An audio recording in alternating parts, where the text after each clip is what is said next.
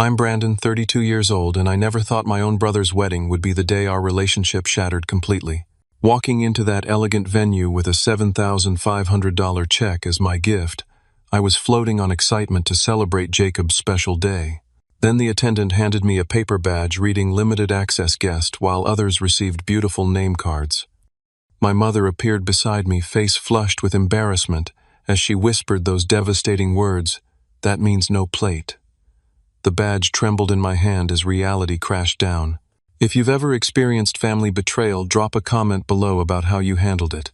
Like and subscribe if you want to hear how I walked away with my dignity intact and what happened when my family came running after me. Jacob and I were inseparable growing up. Only 2 years apart, we shared everything from bunk beds to secret codes only we understood. Our childhood was filled with promises of being in each other's weddings, standing as best men, and remaining close no matter what life threw at us. We built elaborate forts in the backyard, defended each other from neighborhood bullies, and swore blood oaths of brotherhood under the oak tree behind our house. Our parents often joked they had raised one child with 2 bodies, because wherever one went, the other followed. That tight bond continued through high school, where we played on the same baseball team, Jacob as pitcher and me as catcher, the perfect battery our coach called us. Even when I left for college 2 years ahead of him, we talked daily. I helped him prepare his college applications, and he visited my campus almost every month. Those 4 years apart physically only seemed to strengthen our connection as we both matured into adults. After college, our paths naturally diverged somewhat, but our bond remained strong. I took a risk and joined a tech startup, eventually founding my own company that developed specialized software for healthcare systems. The early years were lean and stressful, but the gamble paid off.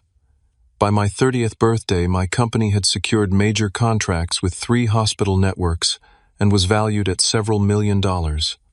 Jacob chose a different route. Always more cautious than me, he pursued a traditional corporate career in finance. He joined a prestigious firm straight out of business school and steadily climbed the ladder. He worked long hours and built a solid reputation as reliable and detail-oriented. While not as financially successful as my venture had become, he earned a comfortable living and seemed content with his structured environment. Despite our different career paths, we maintained our close relationship through regular dinners, fishing trips, and our annual brothers-only camping weekend. We celebrated each other's successes and provided support during setbacks. When Jacob was passed over for promotion 3 years ago, I took him on a weekend trip to Lake Tahoe to help him process his disappointment.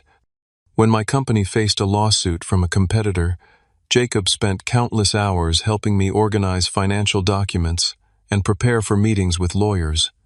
Everything changed when Diana entered the picture 3 years ago. Jacob met her at a corporate retreat where she worked as an event coordinator for the hotel. Their romance progressed quickly, and within 6 months, she had moved into his apartment. My first impression of Diana was positive. She was attractive, articulate, and seemed to make Jacob happy. At our first dinner together, she asked thoughtful questions about my business and appeared genuinely interested in getting to know me. But as months passed, subtle shifts in Jacob's behavior became noticeable. Our weekly dinners became monthly, then quarterly. He started missing our annual camping trip, citing work obligations the first year, and Diana's fear of being alone the second. He became less available for family gatherings, often arriving late and leaving early. When he did attend, Diana was always by his side, their hands intertwined, as if permanently fused together. My parents noticed the change too, but cautioned me against saying anything. "He's in love," my mother would say. "Give him time to find balance." My father was more direct. "The first years with someone new are intense. He'll come back around eventually." I tried to welcome Diana into our family and build a relationship with her independently of Jacob. I invited her to lunch several times to get to know her better, but she always had a reason why she couldn't make it. When I sent her a birthday gift, a designer scarf, I'd noticed her admiring the thank you note felt formal and detached, as if written to a distant acquaintance rather than future family. Throughout these changes, I continued to support Jacob financially when needed. When his car broke down, I loaned him $3,000 for repairs. When he mentioned wanting to propose to Diana but worrying about affording the ring she wanted, I gave him $5,000 as a gift, telling him I wanted to help make their engagement special. He accepted these gestures with gratitude that seemed genuine at the time. The $7,500 check I'd prepared for their wedding had special significance. It represented the exact amount Jacob had once loaned me during my company's darkest hour, when I could barely make payroll and was considering closing down. That loan had quite literally saved my business, and I wanted to return it with the same love and timing he had shown me during a significant life transition that would strain his finances. My relationship with Diana remained cordial, but distant as the wedding approached. Any warmth she had initially shown cooled considerably after their engagement. She began to make occasional comments about how different Jacob and I were, emphasizing that my unconventional career choices wouldn't have worked for someone responsible like Jacob. She questioned family traditions and suggested changes to holiday celebrations that increasingly excluded me or minimized my role. The real trouble began 6 months before the wedding, when I had to miss their engagement party due to an unavoidable business trip to Japan. A major potential client had requested a personal meeting that same weekend, and rescheduling wasn't an option. I sent an elaborate gift basket and called during the party to congratulate them, but Jacob sounded cool and distant on the phone. Diana didn't speak to me at all. After that, communication became increasingly strained. Jacob rarely returned my calls promptly, and when he did, our conversations felt superficial. When the wedding invitation finally arrived, it came much later than those sent to other guests. I later learned from my cousin Ethan that most invitations had been sent 8 weeks before the wedding, while mine arrived barely 4 weeks ahead of the date, giving me minimal time to arrange my schedule. The invitation itself was beautiful, but contained noticeably less information than standard wedding invitations. No details about the reception were included, just the ceremony, time, and location. At the time, I assumed it was an oversight, or that perhaps they were planning to provide reception details closer to the date. Looking back, the signs were all there, but I refused to see them. My flight from Seattle landed at 3:30 in the afternoon the day before Jacob's wedding. I had specifically scheduled the end of my business trip to ensure I wouldn't miss any part of the wedding weekend. The meeting with our Japanese partners had gone exceptionally well, resulting in a signed contract that would expand our software into Asian markets. I was eager to share this news with Jacob, hoping my professional success might finally earn Diana's respect. The terminal buzzed with weekend travelers as I navigated through the crowd, rolling my carry-on behind me. Despite traveling for 12 hours, I felt energized by anticipation. In my jacket pocket sat the envelope containing the $7,500 check already tucked into a handwritten card, but I wanted something more personal to accompany it, something that symbolized our brotherhood. I called Trevor, my best friend since college, while waiting for my rideshare outside the airport. Just landed. Want to join me for some last-minute shopping? I need to find something special to go with the check, I asked. For the golden brother who's finally tying the knot, absolutely, Trevor replied. Though I'm still surprised I didn't get an invitation. I've known Jacob almost as long as I've known you. I brushed off his comment, though it did strike me as odd. Trevor had been a fixture at our family gatherings for years, probably just keeping it small. I'll pick you up in 30. Trevor and I spent an hour at an upscale shopping center before I found the perfect additional gift, a custom pocket watch with an engraving of the oak tree from our childhood backyard where we'd made all our brotherly promises. The jeweler promised to have it ready by evening. So how are things between you two these days? Trevor asked as we grabbed coffee afterward. Still seems weird that he didn't ask you to be his best man. The question stung more than I wanted to admit. We've both been busy, him with wedding planning, me with the Japan expansion, but we're fine. Trevor gave me a look that said he wasn't convinced. When was the last time you two actually hung out? Just the two of you. I realized with a start that I couldn't remember.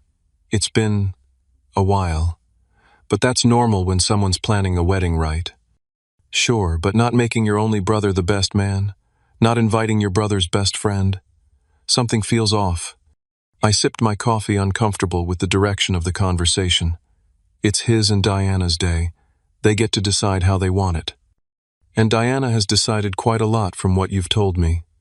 I changed the subject quickly, unwilling to voice the doubts that had been growing in my mind. After picking up the pocket watch, I dropped Trevor off and headed to my parents' house where I'd be staying the night. Mom greeted me with a tight hug that lasted a beat too long. Dad clapped my shoulder but avoided direct eye contact. The house smelled of Mom's famous pot roast, my favorite meal that she always prepared when I visited. "How was Japan?" Dad asked as we settled at the kitchen table. "Successful. We signed the contract." I smiled, expecting their usual enthusiastic response to my business achievements. "That's nice," dear Mom said distractedly, fussing with the table settings more than necessary. Something felt off. My parents were usually eager to hear details about my work trips. "Is everything okay?" You both seemed tense. They exchanged a quick glance that sent alarm bells ringing in my head. "Everything's fine," Mom said too quickly. "Just wedding stress. You know how these things can get." "There have been some changes to the wedding plans," Dad added carefully. "Nothing major." "What kind of changes?" I asked. Mom busied herself serving dinner. "Just last-minute adjustments. The venue had some restrictions we didn't anticipate." "What restrictions could possibly affect anything at this point?" "Everything should be finalized by now." "Brandon, honey," Mom said, placing a hand on mine. "Tomorrow is Jacob's day. Diana has very specific ideas about how everything should be, and we need to respect that." "What your mother is saying," Dad interjected, "is that it would be best if you just go with it tomorrow, for Jacob's sake." An uncomfortable silence fell over the table. I wanted to press further, but something in their expressions stopped me. They looked worried, almost afraid, of what I couldn't tell. After dinner, I tried calling Jacob, but got his voicemail. I sent a text instead. "Hey bro, just got in town. Excited for tomorrow. Want to grab a quick drink tonight?" His response came 20 minutes later. "Thanks for coming. Too busy with last-minute details. See you tomorrow at the ceremony." The formality of his message felt like a slap. No exclamation points, no brotherly nickname, none of our usual banter. Just cold, distant words on a screen. I learned from Mom that there was a rehearsal dinner happening that evening. "Just immediate family," she explained awkwardly. "I am immediate family," I pointed out. "Diana's parents are very traditional. They wanted just parents and the wedding party at the rehearsal." I went to bed early, telling myself that tomorrow would be different. Once I saw Jacob in person, our bond would reassert itself. This distance was just pre-wedding stress magnified by Diana's perfectionism and her parents' formality. As I lay in my childhood bedroom, staring at the glow-in-the-dark stars Jacob and I had stuck on the ceiling 20 years ago, I couldn't shake the feeling that something fundamental had changed. But I pushed those thoughts away and focused instead on the happy reunion I imagined for tomorrow, when my brother would finally see that no relationship, not even marriage, could break our brotherhood. Morning sunlight streamed through the curtains as I woke with renewed optimism. Whatever tension had built between Jacob and me would surely dissolve today. Weddings were emotional for everyone, and pre-ceremony stress could explain the awkwardness of recent interactions. Today would be a fresh start. I showered and dressed with particular care, selecting my finest charcoal gray suit, a light blue tie that matched my eyes and cufflinks that had belonged to our grandfather.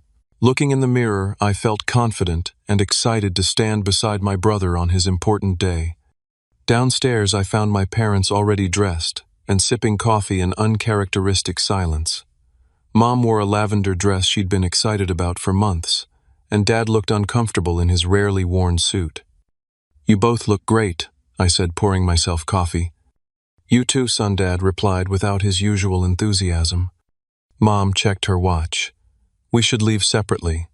Your father and I need to be there early for family photos." Family photos. Shouldn't I be in those too? Another uncomfortable glance between them. Diana arranged the photo schedule, Mom explained vaguely. Very specific groupings. But I'm Jacob's only sibling. How can there be family photos without me? Dad cleared his throat. "It's complicated, Brandon. Just try not to make waves today." "Okay, for Jacob's sake." They left shortly after, promising to see me at the venue. Alone in the house, I finished my coffee and carefully wrote in the card to accompany my check and the pocket watch. I poured my heart into those words, expressing not just congratulations but my enduring love and support for my brother, recalling specific memories of our childhood promises to always be there for each other. The drive to Willow Creek Estate, an upscale venue, 30 miles outside the city, took longer than expected due to weekend traffic. The property featured manicured gardens, a restored Victorian mansion, and a modern reception hall with floor-to-ceiling windows overlooking a small lake. Cars filled the parking area, and guests in formal attire streamed toward the garden where the ceremony would take place. I recognized faces from both sides of our family as I walked from my car carrying my carefully wrapped gifts. Aunt Patricia nodded politely, but hurried past without stopping to chat. Uncle Robert pretended not to see me entirely. Cousin Samantha gave me a quick, awkward hug before being pulled away by her husband. These people who normally greeted me warmly at family gatherings were suddenly treating me like a distant acquaintance. The garden had been transformed with white chairs arranged in neat rows, an elaborate floral arch at the front, and rose petals scattered along the aisle. Staff directed guests to their seats while a string quartet played softly in the background. I tried to locate Jacob, hoping to wish him luck before the ceremony, but a staff member blocked my path when I approached the mansion where the wedding party was presumably getting ready. "I'm sorry, sir, but only the wedding party is allowed inside at this time," the young woman said firmly. "I'm Brandon Mitchell, the groom's brother. I just want to see him briefly before the ceremony." She consulted her clipboard, frowning slightly. "I'm sorry, Mr. Mitchell, but I don't have you listed as part of the wedding party or for pre-ceremony access. There must be some mistake. I'm his only brother. I can only go by my instructions. Perhaps you could find your seat for the ceremony. It will be starting in 30 minutes. Confused and increasingly unsettled, I wandered toward the seating area. A different staff member approached me, introducing herself as Amanda, the wedding planner. She was professionally polite, but seemed uncomfortable. "Mr. Mitchell, I was told to watch for you. Is there something I can help you with?" "Yes, there seems to be some confusion. I'm trying to see my brother before the ceremony." Amanda's smile tightened. "I understand, but the groom has requested no visitors at this time. He's finishing photos with the wedding party. I should be in those photos. I'm his brother. I'm just following the instructions I was given. If you'd like to leave your gift at the gift table, I can show you where that is." As we walked, I overheard snippets of conversation from other guests. "Can you believe how elaborate the A-list reception is going to be?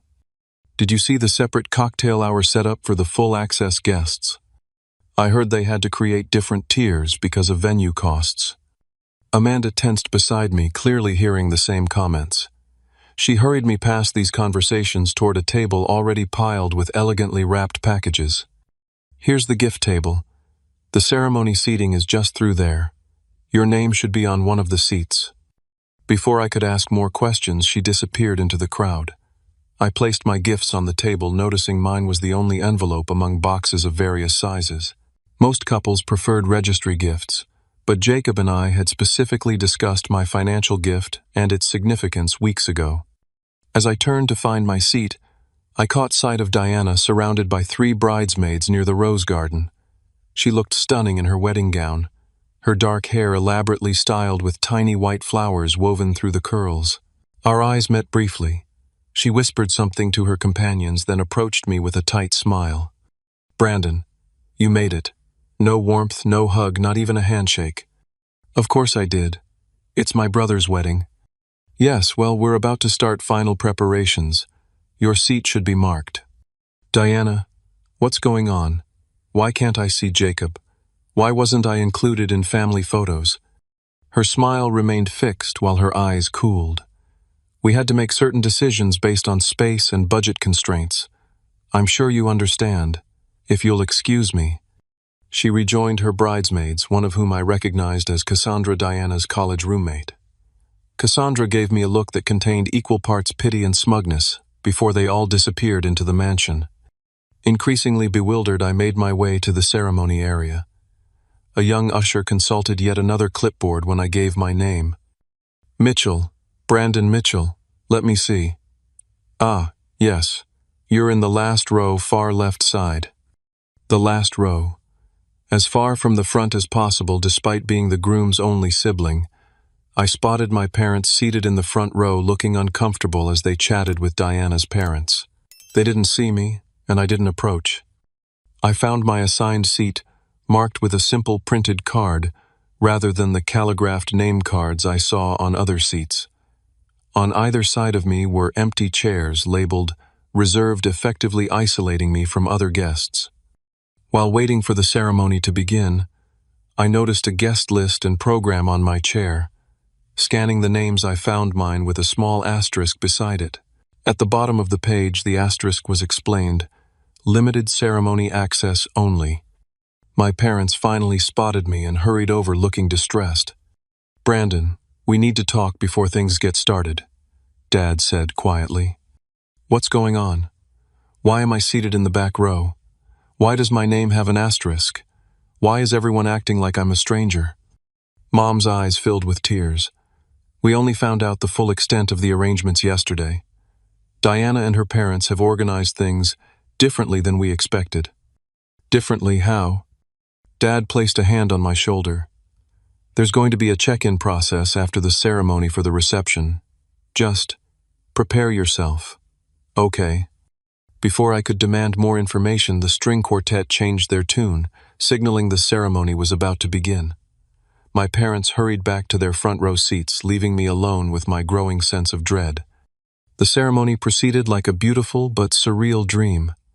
I watched my brother handsome in his tuxedo beam as Diana walked down the aisle on her father's arm. They exchanged traditional vows, their voices carrying clearly across the garden. Jacob's voice cracked with emotion as he promised to cherish Diana forever. Not once during the 30-minute ceremony did he look in my direction. After the final blessing, the newlyweds proceeded back up the aisle, followed by their wedding party. Guests rose and applauded. An announcer's voice came over the speaker system. "Ladies and gentlemen, please proceed to the terrace for the receiving line. Afterward, checked guests will be directed to the main hall for the reception." Checked guests. The phrasing struck me as odd, but I followed the crowd toward a beautiful stone terrace where Jacob and Diana stood receiving congratulations. The line moved slowly, as each guest paused for a brief conversation and often a photograph with the couple. As the line inched forward, I noticed a check-in table set up at the terrace exit staffed by two young women with tablets and a printer. Each guest who passed through received something before being directed to different areas. When my turn came to congratulate the couple, Jacob finally looked directly at me.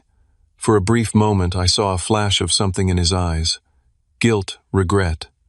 But it vanished quickly as he shook my hand formally. "Congratulations," I said, searching his face for my brother. "Thanks for coming," he replied, the generic response he'd given everyone ahead of me. I turned to Diana. "Congratulations. The ceremony was beautiful." "Thank you for attending," she said coolly, already looking past me to the next guest. No hug, no meaningful exchange, no acknowledgement of our relationship. I was processed through the line like a stranger. Still dazed by this interaction, I approached the check-in table. One of the young women asked for my name. "Brandon Mitchell." She scanned her tablet, then glanced at her colleague with a subtle grimace, before looking back at me. "Just a moment, please." The printer whirred, and she handed me a white paper badge with "Limited Access Guest" printed in bold letters, along with my name in smaller type below. "What is this?" I asked, staring at the badge. "Your access designation for the reception," she replied without meeting my eyes. "Please wear it visibly." All around me, other guests were receiving elegant fabric wristbands in various colors. Some had gold cards with their names beautifully calligraphed. There must be some mistake. "I'm the groom's brother." The young woman looked genuinely uncomfortable now. "I can only distribute what's in the system, sir. If you have questions about your designation, you might want to speak with the bride or groom." I stood there, badge in hand, as other guests moved efficiently through the check-in process. Some glanced at me curiously. Others averted their eyes, clearly aware of what was happening. My mother appeared suddenly at my elbow, her face flushed with embarrassment. "Brandon, dear, let me help you with that." She reached for the badge as if to pin it to my jacket. "Mom, what is this? Why do I have a different badge than everyone else?" She glanced around nervously, then leaned close to whisper in my ear, "That means no plate." "What?" "No dinner," she clarified, her voice barely audible. "Limited access means you can attend the ceremony but not the full reception. Diana and her parents decided to trim the guest list for the dinner portion." The words hit me like physical blows. "Are you serious? I'm not invited to my own brother's wedding dinner?"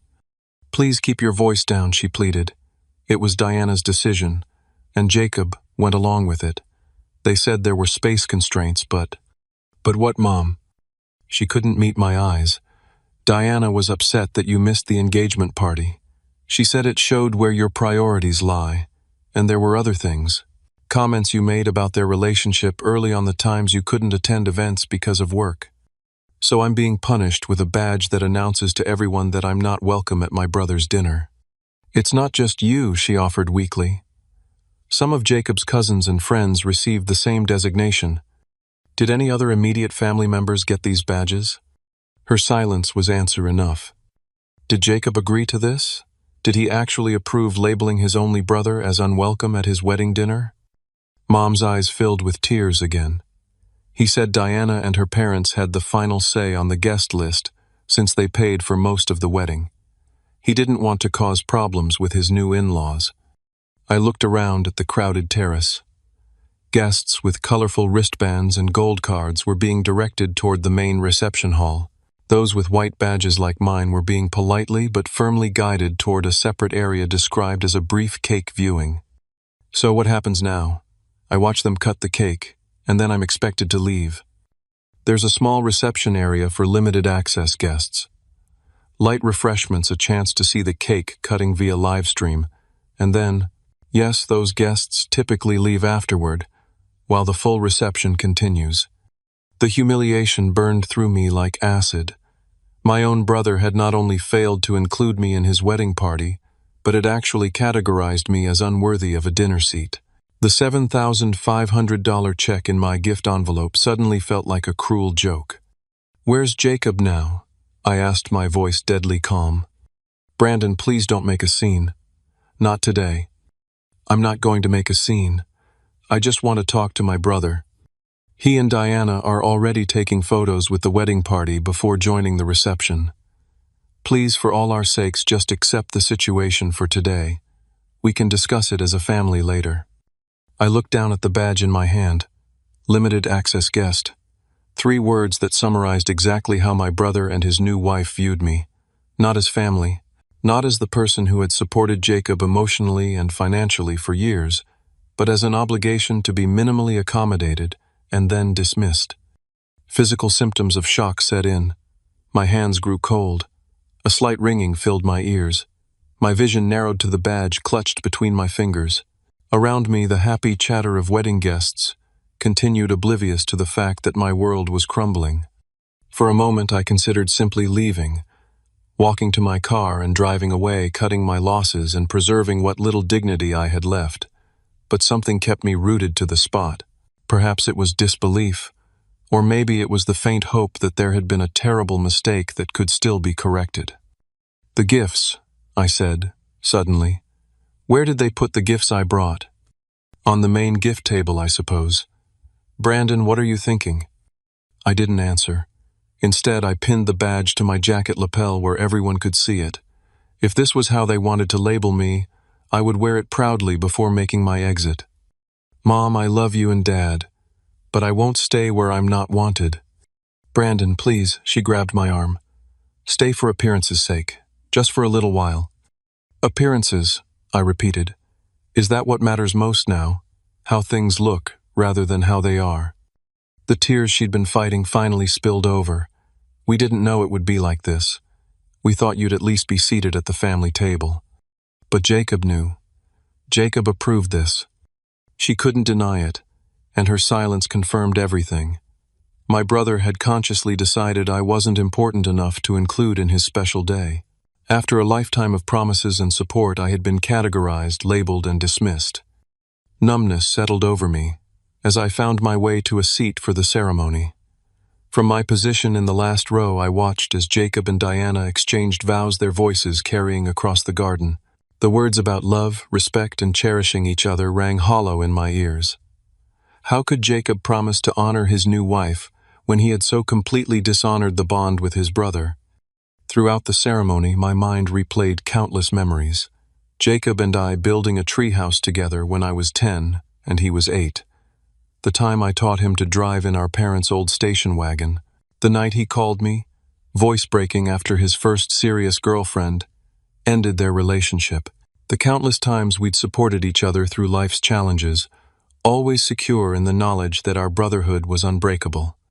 The minister pronounced them husband and wife. They kissed and guests applauded. Not once during the entire ceremony did Jacob look in my direction, though I sat directly in his line of sight.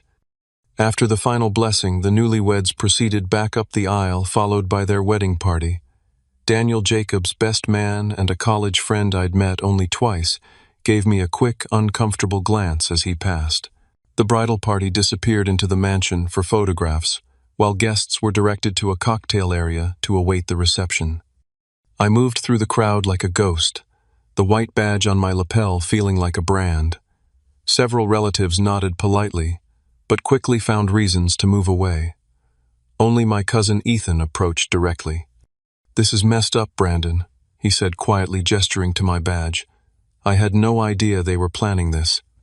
"Apparently, it's how they handle unwanted obligations," I replied, trying to keep the bitterness from my voice.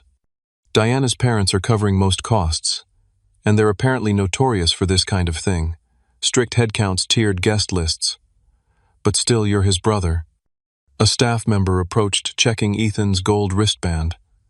"Sir, premier guests are now being seated in the main hall." Ethan looked embarrassed. "I'll catch up with you later." But we both knew there would be no later. My badge ensured I'd be gone before the real celebration began. As guests with colored wristbands and gold cards were ushered toward the main reception hall, those with white badges like mine were politely but firmly guided toward a separate area, described as a brief cake viewing. The segregation couldn't have been more obvious. It was then I made my decision. I would not participate in this charade any longer, but first I needed to retrieve something. I walked purposefully toward the gift table I had visited earlier. It sat unattended, now piled high with elaborately wrapped packages. My simple envelope was easy to spot, tucked between a large silver-wrapped box and a crystal vase. As I reached for the envelope, Daniel, the best man, approached. He looked uncomfortable, clearly recognizing me. "Brandon, right, Jacob's brother." "Apparently that relationship means different things to different people," I replied, tucking the envelope into my jacket pocket. Daniel shifted awkwardly. "Look, man, I don't know what's going on with you guys, but Jacob's been stressed about the whole thing. Diana's parents have very specific ideas about the wedding, and they're paying so. So my brother sold me out for a fancy reception. Good to know where I stand." Before he could respond, I noticed my parents watching from across the room, their expressions concerned. Diana's father stood nearby, observing the exchange with narrowed eyes. And there, just entering the room, were Jacob and Diana, surrounded by their wedding party. Perfect timing. I walked directly toward them, envelope in hand. Conversations quieted as I approached. Diana whispered something to Jacob, whose face shifted from confusion to alarm as he saw me coming. "Brandon," he began, but I cut him off. "Congratulations again," I said, my voice steady and calm. "I just wanted to give you this in person." I extended the envelope. Jacob took it reflexively, looking confused. "I think you'll find the amount familiar," I continued. $7,500. The exact amount you loaned me when my company was struggling 5 years ago. The money that saved my business." Recognition dawned in his eyes. "I always planned to return it on your wedding day." A symbolic gesture from one brother to another during a time of new beginnings. I paused, making sure my voice remained even. "But given today's revelations about where I stand in your life, I think you won't need this anymore." Jacob opened the envelope, saw the check, and his face drained of color. "Brandon, it's not what you think. There were complications with the venue capacity, and Diana's parents insisted on certain protocols that labeled your only brother as unworthy of a dinner seat, that classified me as limited access, after a lifetime of supporting you." Diana stepped forward, her wedding gown rustling. "This is hardly the time or place for this discussion. Our guests—" "Don't worry, I won't be staying to disrupt your perfect day." I turned back to Jacob. The pocket watch was going to be my personal gift. An engraving of our oak tree, where we made all those promises about always being there for each other. Ironic, isn't it? Jacob reached for my arm. "Brandon, please, can we talk about this privately? We're well past talking. You made your choice clear when you approved that badge." I nodded toward Diana. "I hope she's worth it." With that, I turned and walked toward the exit head high, ignoring the whispers and stares that followed me. I heard my mother's voice calling my name, but I didn't stop. Outside, the afternoon sun was blinding after the dimness of the reception hall. I loosened my tie, feeling like I could breathe properly for the first time since arriving at the venue.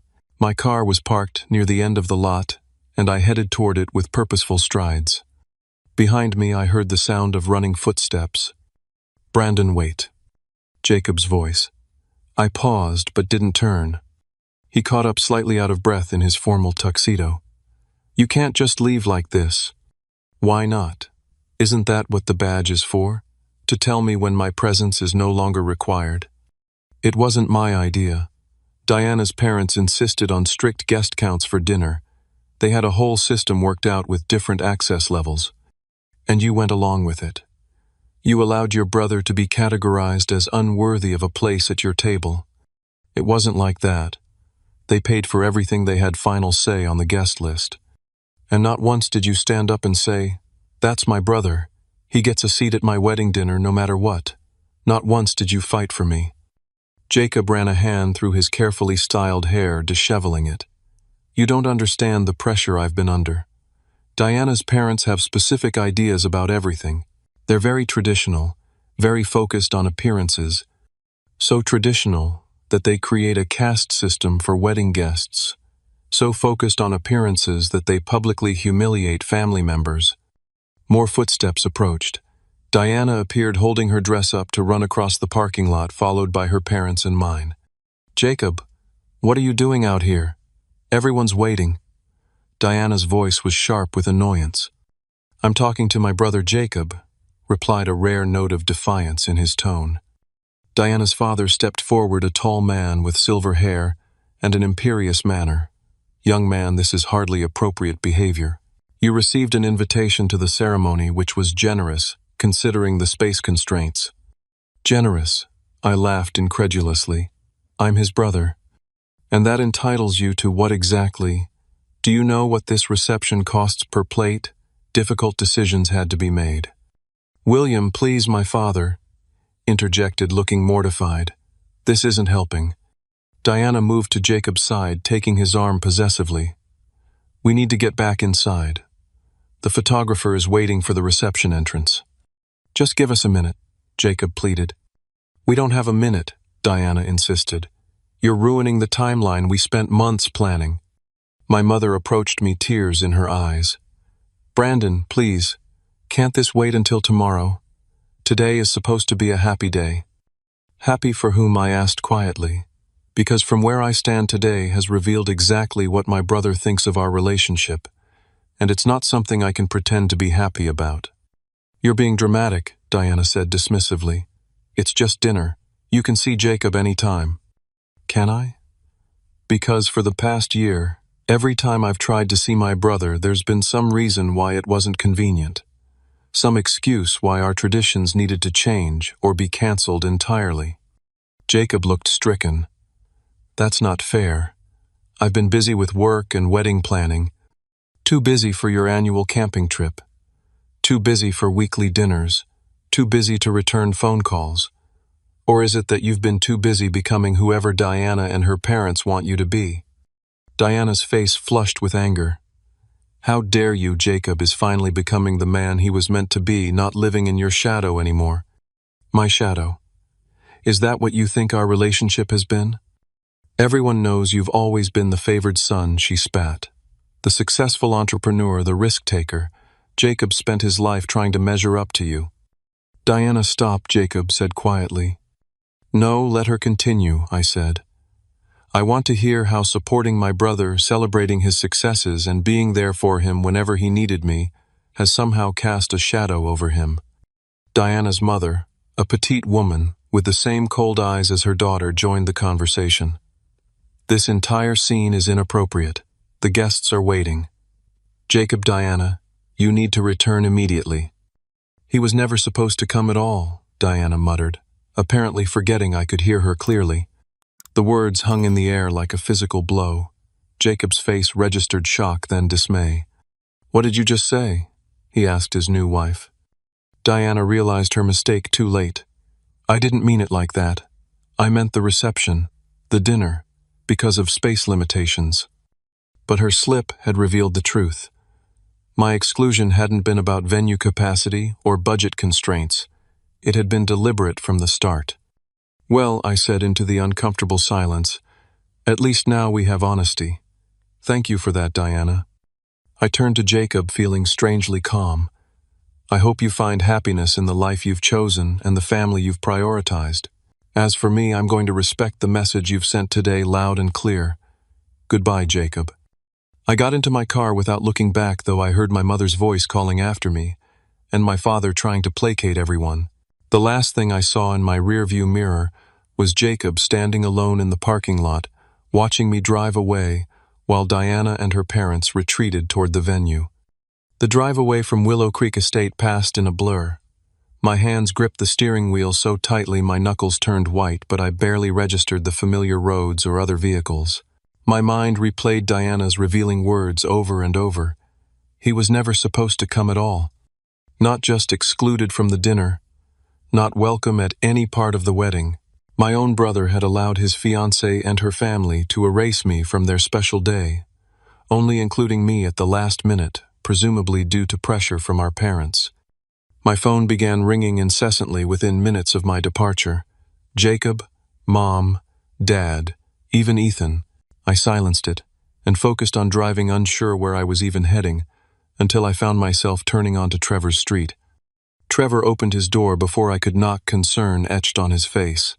Your mom called, said there was some kind of situation at the wedding. Are you okay? I walked past him into his apartment and collapsed onto his couch, suddenly exhausted. They gave me a badge. A what? A badge. Like at a conference. Limited access guest. It meant I could attend the ceremony but not the reception dinner. Not the real celebration. I was essentially being asked to leave after watching them cut the cake. Trevor sat beside me, stunned. I don't even have words. Diana's parents apparently created this whole tiered system for guests. Different colored wristbands for different levels of access, and Jacob went along with it. So what did you do? I retrieved my gift envelope with the check I had written them, told Jacob exactly what I thought of his choices, and left. Good for you, Trevor said firmly. That's beyond disrespectful. It's cruel. My phone buzzed with text notifications. I finally looked at the screen to see multiple messages from Jacob. Please come back. We can work this out. You don't understand the whole situation. Diana didn't mean what she said. Call me, please. My mother had sent even more messages. We had no idea about the badges until today. Your father is furious with Jacob. Diana's parents are impossible, but that's no excuse. Please let us know you're safe. I sent a quick text to my mother. I'm at Trevor's. I'm fine. Need space right now. Her response was immediate. We understand. We love you. This isn't what family does to each other. Trevor brought me a scotch, which I accepted gratefully. Want to talk about it? Or would you rather be distracted? Distraction might be good right now. We settled in to watch a basketball game, though neither of us paid much attention to the score. The alcohol helped dull the edge of my anger and hurt, but the humiliation remained sharp and clear. Around 8 that evening, my phone rang again. This time it was Ethan. I decided to answer. Hey. Man, I'm so sorry about what happened, Ethan said immediately. I left right after you did. That whole badge thing was beyond messed up. Thanks for the solidarity. What's happening there now? Complete chaos from what I hear. Your parents left too, right after you. Jacob and Diana had a huge fight. He wanted to come after you, she insisted he stay for the reception. Her parents tried to smooth things over with the guests, saying there was a family medical emergency or some bullshit. A convenient explanation. Diana's pretty pissed that you ruined her perfect day. Ethan continued, the air quotes audible in his tone. But honestly, most of the family is on your side. Even people with the fancy gold cards were shocked when they heard what happened. I appreciate that, but it doesn't change the fundamental issue. Jacob made his choice. For what it's worth, he looks miserable. Last I saw before leaving, he was sitting alone at the head table while Diana danced with her father. The perfect wedding photos aren't going to happen. After hanging up, I checked social media, unable to resist the temptation. Several relatives had posted photos from the ceremony, but tellingly none from the reception. Usually wedding hashtags would be filled with dancing photos and dinner highlights by now, but Jacob and Diana's wedding hashtag showed only formal ceremony shots and a few cocktail hour images. The next morning I woke on Trevor's couch to more missed calls and texts. Jacob had tried calling 7 more times overnight. My father had called twice. My mother had sent a long message saying they wanted to meet when I felt ready to talk. I finally listened to one of Jacob's voicemails. Brandon, please call me back. Yesterday was a disaster. You're right, I should have stood up to Diana's parents about the guest list. I should have insisted you be included in everything. I got caught between what they wanted and what I knew was right, and I made the wrong choice. I'm so sorry. Please don't let this destroy our relationship. Call me back, please. Too little, too late. The damage had been done not just by the badge incident, but by months of increasing distance, and yesterday's revelation that I hadn't even been included in the original guest list. Ethan called again around noon. Thought you might want an update, he said. The reception basically fell apart after you left. Jacob kept checking his phone every 5 minutes, obviously hoping you'd call. Diana got more and more upset about him not focusing on her. They ended up leaving the venue separately. Jacob went to your parents' house, but obviously you weren't there. How do you know all this? Aunt Susan gives excellent play-by-play, Ethan chuckled. Plus, I talked to your dad this morning. He's pretty broken up about the whole thing. I'll call him later, I promised. What about Diana? Apparently she's blaming you for sabotaging the wedding and refusing to acknowledge any wrongdoing. Her parents are backing her up, saying Jacob needs to control his family better. Over the next week, I focused on work and avoided most contact with family members. I returned to my own apartment after 2 days at Trevor's, politely declining my parents' invitation to stay with them. They respected my need for space, but made it clear they supported me and were angry with Jacob for his choices. Jacob continued calling and texting daily. I read his messages but didn't respond. They oscillated between apologies, explanations about Diana's parents' influence, and pleas for reconciliation. Not once did he mention Diana apologizing or acknowledging her role in the situation. Social media revealed that Jacob and Diana had postponed their honeymoon due to unforeseen circumstances. Rumors circulated among family members that they were in couples counseling already barely a week after their wedding. Diana attempted to control the narrative online, posting carefully selected wedding photos with captions about their perfect day and thanking everyone who had truly supported them. The passive-aggressive dig wasn't subtle. After 3 weeks of silence on my part, I finally agreed to meet my parents for dinner. They arrived at the restaurant looking tired and stressed. How are you holding up? Dad asked immediately. I'm okay. Work's been a good distraction. We've been so worried, Mom said, reaching for my hand across the table. What happened at the wedding was unforgivable. Have you been in contact with Jacob? I asked. They exchanged glances. He's called us every day, Dad admitted. He's a mess, Brandon. I'm not excusing what he did, but he seems genuinely remorseful. And Diana? Another glance between them. She's maintaining her position that you overreacted, Mom said carefully. Her parents are fully backing her version of events. Which is that the badge system was standard wedding protocol for managing large guest lists, and you created a scene over nothing. I laughed bitterly. Standard protocol, right. No one believes that, Dad assured me. Everyone who was there saw how it was handled. Jacob needs to make his own choice about his marriage, I said firmly, but I'm not obligated to participate in a relationship where I'm clearly unwelcome. My parents didn't push, but their hope for eventual reconciliation was obvious. Before leaving, Mom hugged me tightly and whispered, "Family is forever, but that doesn't mean we can't establish boundaries when we're hurt. Take all the time you need." 2 months after the wedding, Jacob showed up at my apartment, unannounced. He looked terrible with dark circles under his eyes and wrinkled clothes. 5 minutes, he pleaded when I opened the door.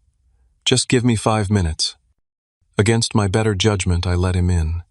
He stood awkwardly in my living room as if unsure whether he was allowed to sit. "Diana and I are in counseling," he began. "Things have been difficult since the wedding." "I'm sorry to hear that," I said neutrally. "I've been doing a lot of thinking about what happened, about how I let her parents dictate everything even when it meant hurting you." He ran a hand through his disheveled hair. "I was so afraid of creating conflict with my new family that I sacrificed my relationship with my original family, with you. It wasn't just the wedding, Jacob. It was a year of canceled plans, unreturned calls, and growing distance." "I know, Diana. She was jealous of our relationship. She felt threatened by how close we were by our history together. She wanted to be my priority, my only priority. And now," he sighed heavily, "now I realize I lost myself trying to be who she wanted.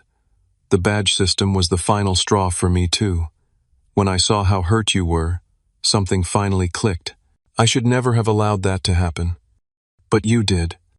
"Yes, I did. And I have to live with that knowledge." He finally sat down, shoulders slumped. "I'm not asking for immediate forgiveness. I know I don't deserve that. I just want a chance eventually to rebuild what I destroyed."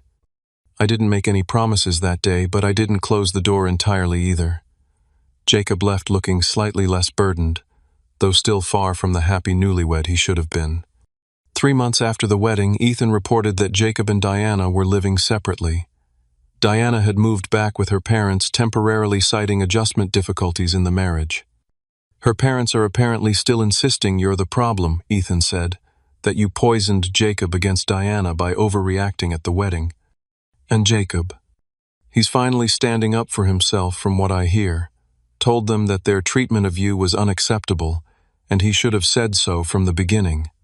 6 months after the wedding, our family approached the annual holiday gathering with trepidation. I agreed to attend after lengthy discussions with my parents, who promised that Diana and her family would not be present. Jacob would come alone. That reunion was awkward but civil. Jacob and I maintained a polite distance, engaging in general conversation but avoiding anything too personal. He looked better than he had during his visit to my apartment, but there was a new guardedness in his expression, a loss of innocence. As guests were leaving, Jacob approached me privately. "Thank you for coming today. It meant a lot to Mom and Dad. They're important to me. That hasn't changed." He nodded, understanding the implication. "Our parents deserved better than to be caught in our conflict.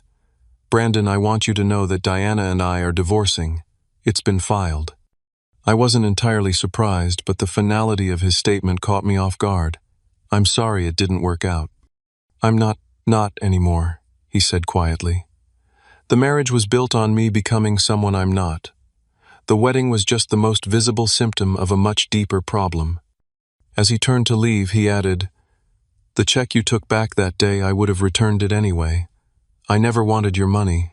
I just wanted my brother back." 1 year passed since the wedding that had torn our family apart. Spring brought new beginnings, literally and figuratively. I stood on the back deck of my new lakeside cabin, watching the sunrise over the water. The $7,500 that would have been Jacob's wedding gift had become the down payment on this peaceful retreat instead. The past year had been a journey of personal growth, painful realizations, and slow healing. After the wedding disaster, I had thrown myself into work, initially using the distraction to avoid processing my feelings. But avoidance only works temporarily. 3 months after the incident, at Trevor's insistence, I began seeing a therapist who specialized in family trauma. Dr. Marshall helped me understand that my pain stemmed not just from the public humiliation of the badge, but from the gradual erosion of my relationship with Jacob over the previous years. What you experienced wasn't just a single event of rejection, she explained during one session. It was the culmination of a pattern where your brother repeatedly chose his new relationship over his bond with you. The badge was simply the physical manifestation of a choice he had been making for months. Those sessions were often difficult, forcing me to confront uncomfortable truths about my own role in our relationship dynamics. Had I been too controlling, too expectant of Jacob's time and attention? Had I truly welcomed Diana into our family, or merely tolerated her presence while resenting her influence?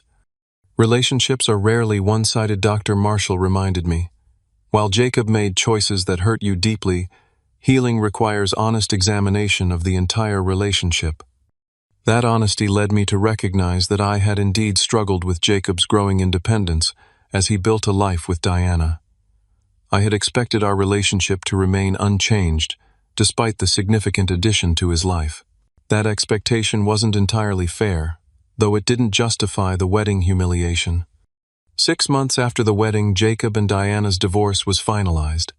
He moved into a small apartment downtown and began rebuilding his life as a single man.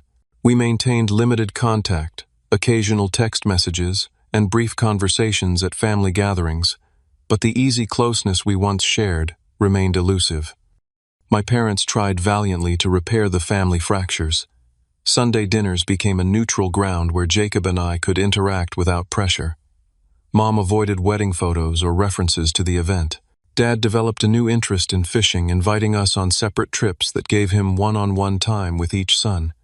Thanksgiving arrived with traditional family expectations. Rather than force an uncomfortable reunion, I suggested an alternative approach. I hosted dinner at my apartment, inviting not just family but also friends who had nowhere else to go. Trevor came, as did several colleagues and neighbors. Jacob attended with obvious trepidation but seemed to relax in the expanded social setting where our strained relationship wasn't the center of attention. After dinner, he helped me clean up in the kitchen, a familiar routine from our childhood. "This was nice," he said cautiously. "Different but nice." "Sometimes different is necessary," I replied, handing him a plate to dry. "I've been thinking a lot about what happened. Not just the wedding, but everything leading up to it." I continued washing dishes, giving him space to continue. "I lost myself in that relationship," he admitted.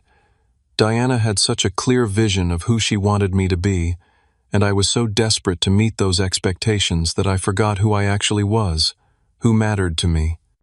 "That happens sometimes," I offered. "Relationships can become consuming, but they shouldn't require you to cut off the people who have always supported you." He set down the towel and faced me directly. "Brandon, I know I can't undo what happened. That badge, that whole system Diana's parents created, and that I allowed, it was cruel, unnecessarily cruel, and I will regret for the rest of my life that I didn't stand up and say no." It was the most direct acknowledgement he had made since the event itself. Not an explanation or justification, just a clear admission of wrongdoing. "Thank you for saying that," I said quietly. We didn't magically repair our relationship that night, but it marked a turning point. A willingness on both our parts to acknowledge the damage and consider the possibility of building something new from the ruins. The holidays past winter turned to spring, and I made the decision to purchase the lakeside cabin. It represented not just a financial investment, but an emotional one. A commitment to creating a life focused on peace and meaningful connections, rather than dwelling on past hurts. Jacob helped me move furniture into the cabin on a warm April weekend. An olive branch I offered, and he gratefully accepted. As we assembled the dock at the water's edge, sweat dripping in the unexpected heat, something of our old rapport began to resurface.